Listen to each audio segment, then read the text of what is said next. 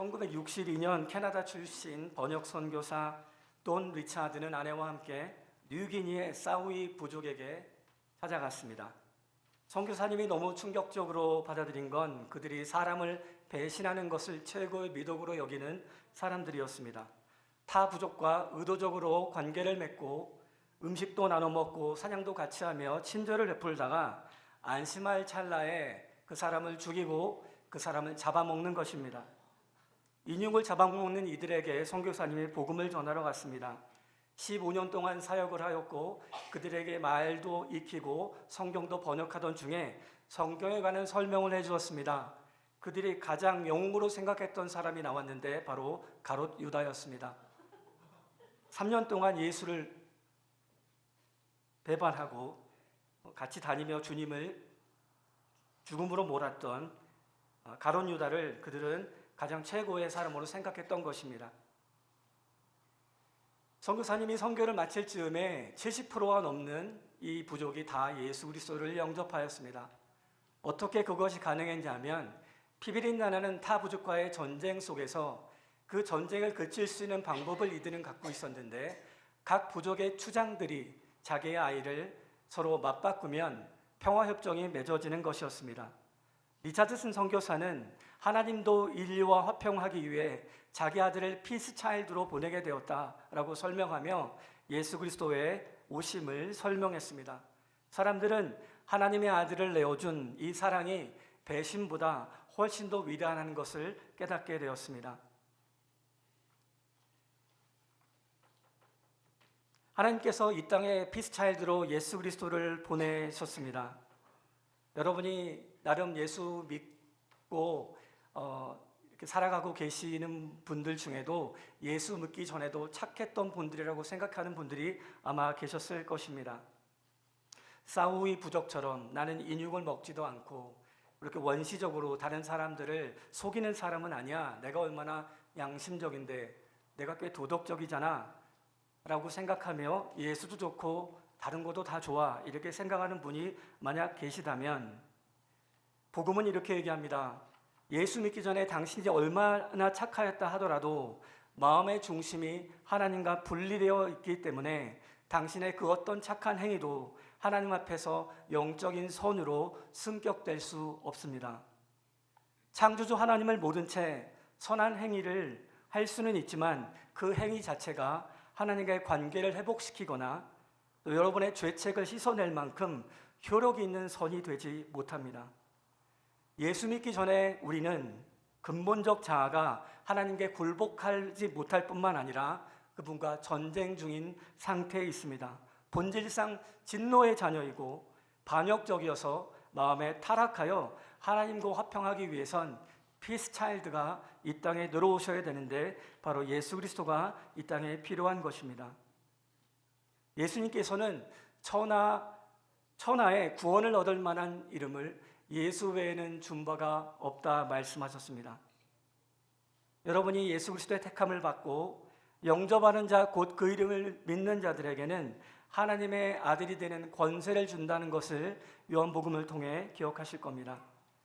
단지 교회 다니는 수준이 아니라 여러분은 이 땅에서 하나님의 자녀됨의 권세를 누리고 새하늘과 새 땅에서 예수 그리스도가 누리시는 하나님과의 그 친밀함, 예수 그리스도의 신성 빼고 하나님이 그 모든 것을 우리에게 주시고자 하시는 모든 그 친밀함과 권세를 여러분은 누리게 되실 것입니다. 요한복음 3장 16절에 하나님이 세상을 이처럼 사랑하사 독생자를 주셨으니 이 주셨다는 단어는 핸드오버입니다. 넘겨주셨다는 겁니다. 십자가 위에 아들 예수를 우리를 구원하기 위하여 아들을 내어준 것입니다. 창세기 22장의 사건은 아버지가 아들을 죽이려고 했던 사건입니다. 이 사건은 사복음서에 하나님께서 자기 아들을 죽였던 사건을 예고하고 있는 것입니다. 오늘 우리는 예수 그리스도가 아브라함에게 나타났다는 사실을 생각하며 전체적 그림을 그려보고 그것이 내 믿음에 얼마나 큰 도움이 될지를 생각해 보는 시간이 되면 좋겠습니다. 아브라함은 80대 초반에, 좀 나중에 나와야 됩니다. 80대 초반에 하나님의 부름을 받습니다. 내 몸에 날 자라야 내 상속자가 되리라 말씀하셨습니다. 뭇별을 보여주며 이 많은 별들의 너의 자손이 될 것이라고 말씀하셨습니다. 아브라함은 이것을 허황된 소리로 듣지 않고 그것을 믿으며 하나님 앞에 그것을 믿었을 때 하나님은 그를 의롭다고 칭하셨습니다. 도덕적 완벽함 때문에 부름받은 것도 아니었고 그가 하나님의 마음에 완벽함을 추구했기 때문에 의롭게 된 것도 아니었습니다. 하나님께서는 아브라함에게 너의 후손이 땅을 차지하게 될 것이다. 너의 후손이 가나안 땅에 들어가게 될 것이다 라고 말씀하셨습니다. 아브라함이 내가 이 땅을 소유한 줄을 어떻게 알겠습니까? 하나님은 아브라함에게 80대 초반의 아브라함에게 언약 체결식을 거행하십니다. 동물을 쪼개놓고 횃불이 지나가게 하시며 만약 너의 후손이 내가 지금 얘기했던 가나안 땅에 들어가지 못하면 내가 이 동물처럼 쪼개져 주겠다라고 말씀하시는 겁니다. 내 생명을 담보로 이 언약을 내가 책임지겠다라고 말씀하시는 겁니다. 이 가나안 땅은 물리적인 지금 이스라엘을 의미하지 않고 신약시대를 살아가는 우리에게는 예수 그리스도를 통해 완성될 하나님의 나라를 의미합니다. 성도가 예수 믿고 거듭나서 아들됨을 누리고 그리고 양자됨에서 성화됨을 누리고 점진적으로 성숙해가며 하나님과 성령과 동행하는 삶을 살 뿐만 아니라 죽었을 때 새하늘과 새 땅에 들어가는 그 나라까지 네가 못 들어가게 되면 내가 이렇게 쪼개져 줄게 라고 아브라함에게 약속하신 겁니다. 아브라함은 이 18장에 나타났던 이 언약에도 불구하고 19장부터 실수를 하게 되고 하나님 앞에 자기의 미성숙함을 드러내게 되었습니다.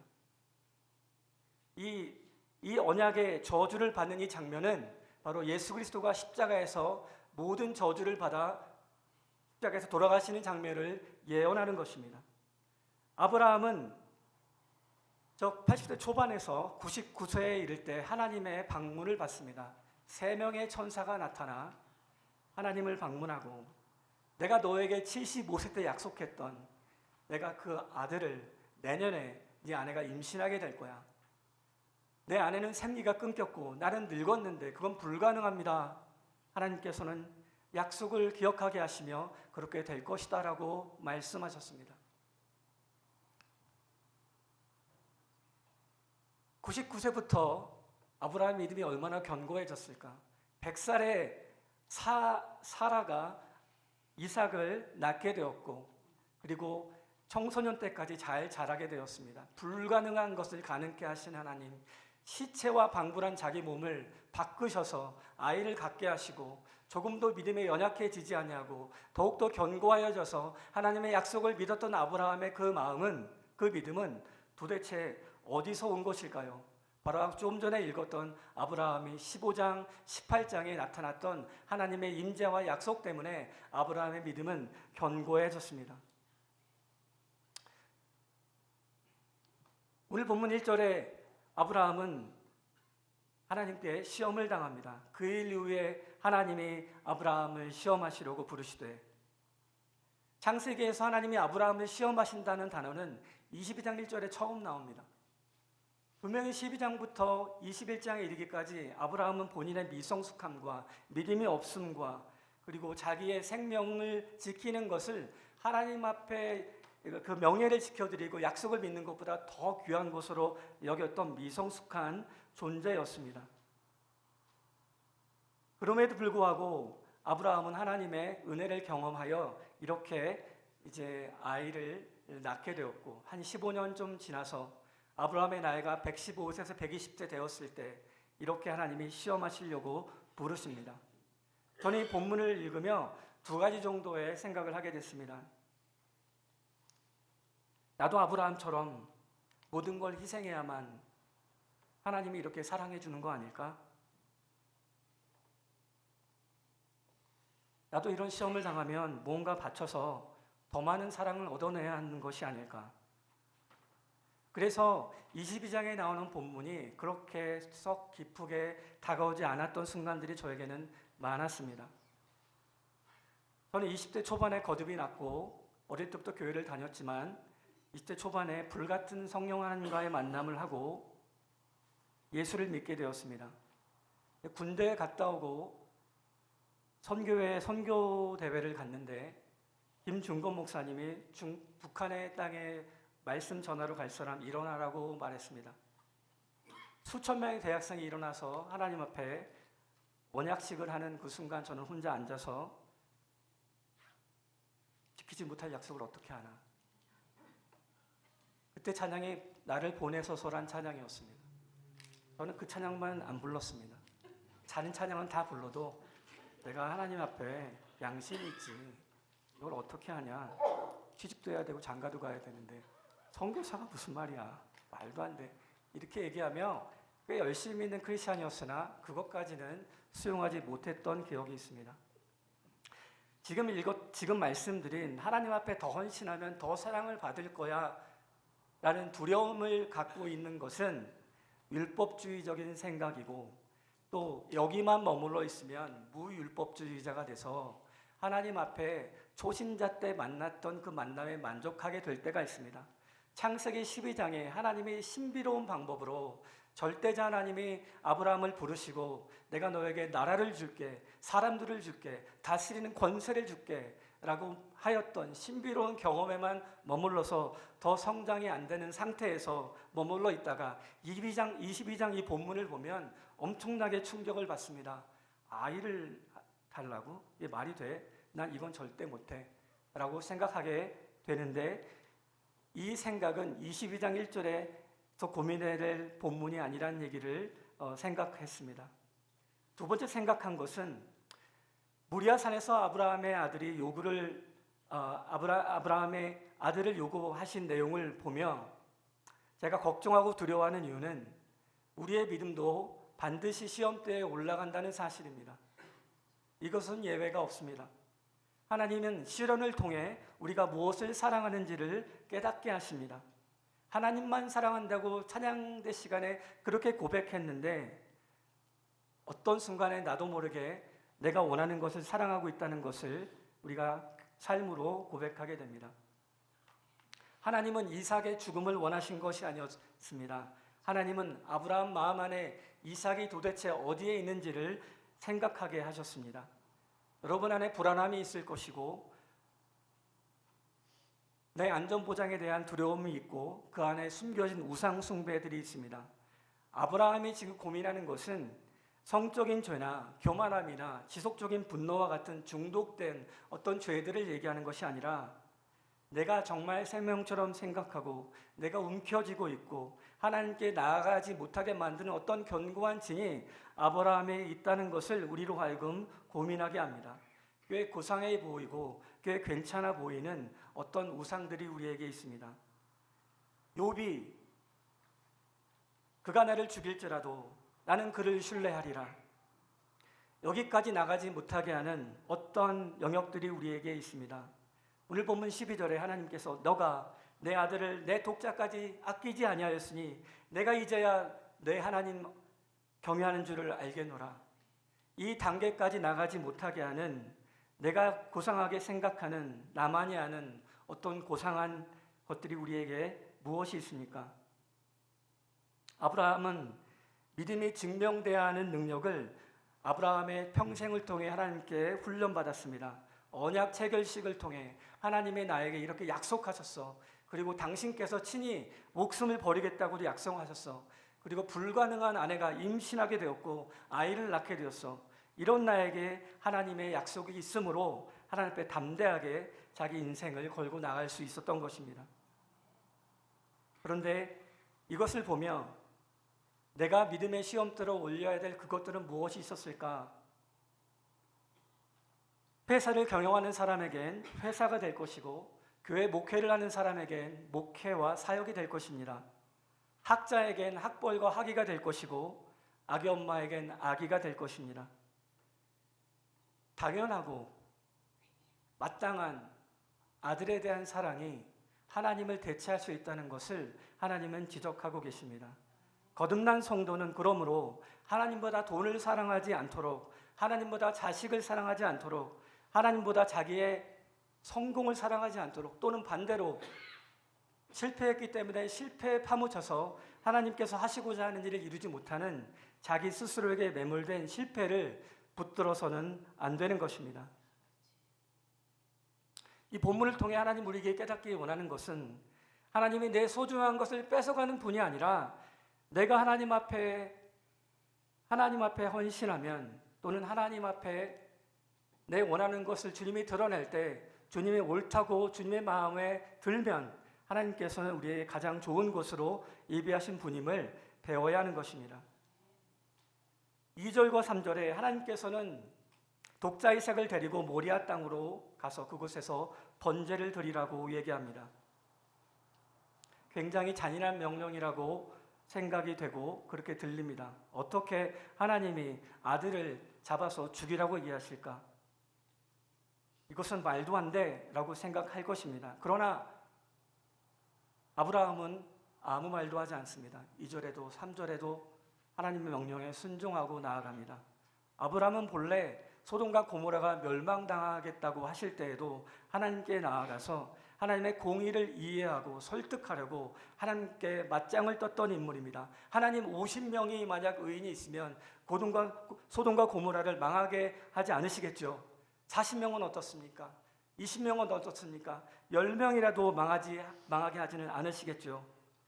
그랬던 아브라함이 자기 아들을 해하려고 하는 하나님의 말씀에 이해를 넘어서 신뢰하는 단계에 들어갔음을 알 수 있습니다. 이 침묵에는 차마 입 밖에 내지 못하는 아버지로서의 고통이 담겨 있습니다. 동시에 하나님께 순종해야 할 것이고 또 하나님이 어떤 일을 이룰 것이라고 하는 기대와 믿음의 성숙과 신뢰가 아브라함에게 담겨 있습니다. 아브라함은 3절에 일찍이 일어나 나귀 안장을 채우고 나무를 쪼개고 있습니다. 종에게 시켜도 될 일을 직접 일어나서 나무를 쪼개고 있습니다. 번제의 과정을 직접 감당하며 세밀하게 준비하는 아브라함은 이렇게 하면서 하나님이 아브라함을 살리실 것을 곱씹으며 하나님 앞에 기도하는 것입니다. 15장과 18장에 하나님이 말씀하셨던 그 선지적 말씀이 내 아들 이삭을 통한 후손 중에 어떤 존재가 대속적 인물이 메시아가 나타날 것이라는 것을 아브라함은 하나님의 약속과 임재를 통해 알고 있었습니다. 그는 로봇처럼 감정 없이 순종한 것이 아니라 자기 심정을 쪼개는 마음으로 나무를 쪼개고 3일 동안 침묵으로 하나님 앞에 기도하며 나아갔습니다. 고통스러운 아침을 맞으며 눈물이 흘러내리지만 하나님을 믿고 하나님이 아들을 살리실 것을 확신하며 기도하며 나아갔습니다. 5절부터 8절에는 아브라함의 부활 신앙이 나옵니다. 아브라함은 모리아산으로 나아갑니다. 모리아산은 여호와께서 자신을 나타내시는 곳이란 뜻이 있습니다. 하나님이 나타나는 곳에 아브라함이 가려면 아브라함에게는 피 흘림이 없이는 죄사함이 없으므로 제사를 마땅히 드려야 했었습니다. 그 산을 향해 아들 이삭은 나무를 지고 아버지는 칼과 불을 들고 올라갑니다. 두 종에게 내가 아이와 함께 저기 가서 예배하고 그리고 돌아올 것이다. 우리가 돌아올 것이다. 아브라함은 분명히 자기 아들을 죽이기로 결단을 하고 여기서 올라가고 있는데 우리가 돌아올 것이다 라고 얘기하고 있습니다. 아브라함에게는 부활의 믿음이 있었습니다. 어떻게 이런 믿음이 우리에게 생길 수 있습니까? 하나님의 영광을 위해서 모험을 감수할 때 하나님께서는 우리의 믿음을 점진적으로 그리고 확고하게 생기게 하십니다. 예수를 처음 믿을 땐 믿기지 않습니다. 절대 안 믿습니다. 그리고 조금 믿고 절반 정도 믿고 그리고 확실하게 믿는 단계가 되면 증거가 필요 없고 하나님의 약속을 확실하게 믿게 됩니다. 하나님께서는 아브라함에게 그 근거들을 계속 제공하여 주셨던 것입니다. 어린 양은 어디 있습니까? 이삭이 질문할 때 아브라함은 하나님이 친히 준비하시리라 라고 얘기하며 하나님 앞에 믿음의 고백을 드리고 있습니다. 어떤 문제를 만났을 때 나에게 이익을 구할 것이냐, 하나님은 하나님의 영광을 구할 것이냐, 우리 모두가 하나님 앞에서 응답해야 될 어떤 사건들이 분명히 여러분의 인생에 생길 것입니다. 저는 42세 때 제가 만들었던 회사를 7년 동안 경영하다가 하나님이 갑자기 그 회사를 떠나라고 저한테 말씀하셨습니다. 배당도 한 번밖에 받지 않았고 이제 좀 살만한데 하나님 무슨 말씀을 하십니까? 하나님 말씀에 대성통곡을 하고 아내에게 얘기했습니다. 여보, 내가 이 상태로 살면 50이 됐을 때 대성통곡할 것 같아. 제 아내는 다 버리라고 얘기했습니다. 다음 달 월급은 어떡하지? 사표를 냈습니다. 제가 만들었던 회사인데 전 당시 꽤 괜찮은 연봉과 꽤 괜찮은 차와 그리고 한 200만 불 정도 제가 가져갈 수 있는 제 지분값이 있었습니다. 그런데 하나님이 다 버리라고 말씀하셨고 돈을 소유할 것인가 50에 내 영혼을 지킬 것인가 그리고 마음들에 사표를 내고 하나님이 원하시는 선택을 다시 하게 되었습니다. 저는 50에 신학교를 가서 7년 지나서 지금 여기 이렇게 서 있습니다.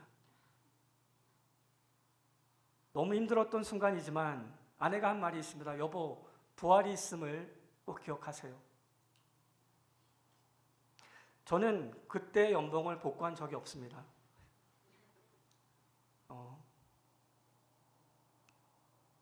그런데 제 인생에 제일 잘한 일 중에 하나인 것 같습니다.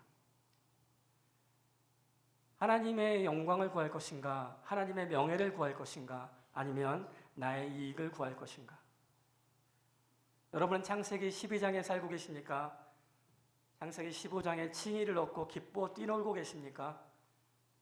아니 18장에서 하나님의 무한한 약속을 받고 새하늘과 새 땅 또는 덴보 땅에서 하나님이 일하시고자 하는 어떤 비전을 받고 그것과 함께 동행하며 가고 계십니까? 반드시 99세에 아브라함에게 임했던 것처럼 하나님이 여러분에게 말씀하실 겁니다. 요한복음 8장 56절에 너희 조상 아브라함은 나의 때 볼 것을 즐거워하다가 보고 기뻐하였느니라. 아브라함은 BC 4000년경 사람입니다. 근데 BC 2000년경에 오실 예수 그리스도를 그는 보았다라고 얘기합니다. 그리고 그것을 보고 즐거워하였다라고 얘기합니다. 자기 아들 이삭이 자기를 통하여 죽게 된다 하더라도 하나님이 부활하게 하셔서 이 아이를 통하여 하나님이 리디머를 만드시고 대속하시고 구원자를 메시아를 만드실 것을 아브라함은 믿었다라고 예수님은 보고 계십니다. 아브라함은 시험을 받을 때에 믿음으로 이삭을 드렸으니 그는 약속들을 받은 자로 돼 그 외아들을 드렸느니라. 아브라함은 능히 이삭을 죽은 자 가운데서 살리실 줄로 생각하신지라. 18절입니다. 비유컨대 그는 죽은 자 가운데서 도로 받은 것이니라. 여러분이 하나님의 명예를 생각하고 하나님 앞에 하나님의 뜻을 구하고 믿음의 선택을 성령과 동행하며 한 걸음 내디디면 하나님께서는 마땅히 죽은 자 가운데서 도로 살리게 되는 역사를 여러분에게 허락하실 것입니다.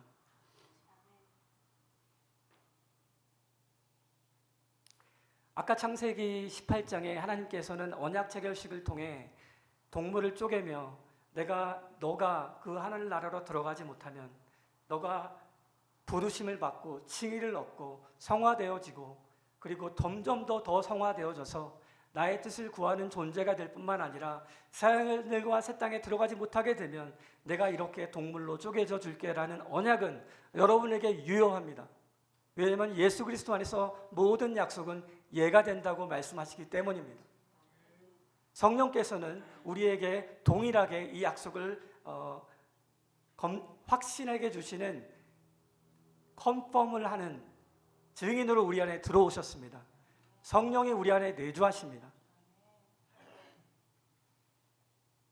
기업의 보증이 되사 우리 안에 내주하시는 성령님은 우리에게 보증금으로 들어오셨습니다. 성령님은 새하늘과 새 땅에서 우리가 누리게 될 모든 것에 보증금으로 들어와 계십니다. 그러므로 이 약속들이 여러분에게 분명히 성취가 될 것입니다. 이삭은 그리스도를 예표합니다. 이삭은 아버지에 순종하여 아버지가 새벽에 일어나 자기 심장을 쪼개며 그런 마음으로 나무를 쪼갠 나무를 자기 등에 지고 모리아 산으로 올라갑니다. 아브라함이 그곳에 제단을 쌓고 나무를 버려놓고 그의 아들 이삭을 결박하여 제단 위에 놓았습니다. 저 이삭의 나무는 골고다 언덕으로 올라가시는 예수 그리스도의 십자가를 상징합니다. 아들이 청소년이고 15, 17살 정도 됐으면 115세, 120세 정도 되신 자기 아버지, 할아버지를 당연히 제낄 수 있지 않겠습니까? 아버지 무슨 말씀을 하세요? 결박을 갑자기 왜 하십니까? 그건 아닌 것 같아요. 아버지의 설득으로 누웠는데 아버지가 칼을 들어서 찌르려고 할 때 다시 벌떡 일어나서 아버지 이건 아닌 것 같아 라고 얘기할 수도 있지 않았겠습니까? 이삭은 어린 양처럼 순종하여 그곳에서 그리스도를 예표하게 됩니다. 공교롭게 이삭이 나무를 지고 올라가 산을 오르는 그 고난의 산 모리아산은 예수 그리스도께서 십자가에서 달려 돌아가신 골고다가 있는 곳입니다. 4,000년 전 아브라함의 아들 이삭을 죽이려고 한 모리아산은 2,000년 전 아들 예수 그리스도가 십자가에서 못 박은 그곳입니다. 창세기 20장 18절에 내 씨로 말미암아 천하 만민이 복을 받으리니 네가 나의 말을 준행하였음이니라. 하나님은 창세기 12장에 아브라함에게 약속했습니다. 내가 너에게 큰 민족 되게 하겠고 내가 너에게 피풀을 줄 것이고 그리고 내게 다스리는 권세, 너를 저주하는 자를 저주하고 축복하는 자를 축복할 것이다 라고 하는 권세를 주셨습니다. 그리고 내가 땅을 줄 것이라고 얘기하셨습니다. 이 하나님의 나라에 대한 예언은 바로 내 씨로 말미암아 내 천하 만민이 복을 받으니로 성취가 됩니다. 갈라디아 3장 16절에 바울은 이렇게 얘기합니다. 이 약속들은 아브라함과 그 자손에게 하신 말씀인데 여럿을 가르쳐 한 말이 아니라 여러 자손들이라 하지 않고 오직 한 사람, 그 씨라고 하는 게 씨들이 아니라 씨기 때문에 단수이기 때문에 그 한 사람은 바로 예수 그리스도를 상징하는 것입니다. 칼을 들어 이삭을 찌르는 순간 하나님께서는 아브라함의 구원의 계획이 인류에게 임할 것을 아브라함에게 깨닫게 하기를 원하셨습니다. 방금 드린 숫 양이 끝이 아니라 미래의 모리아산에서 예루살렘 성전에서 직접 준비되실 진정한 제물이 자기 후손을 통해 올 것임을 아브라함은 확증하게 되었습니다. 하나님께서는 그 아이에게 손을 대지 말라 다급히 막으셨습니다. 정작 하나님께서는 자기 아들 예수 그리스도를 십자가에 못 박고 죽게 할 때 아무도 예수 그리스도를 막지 않았습니다.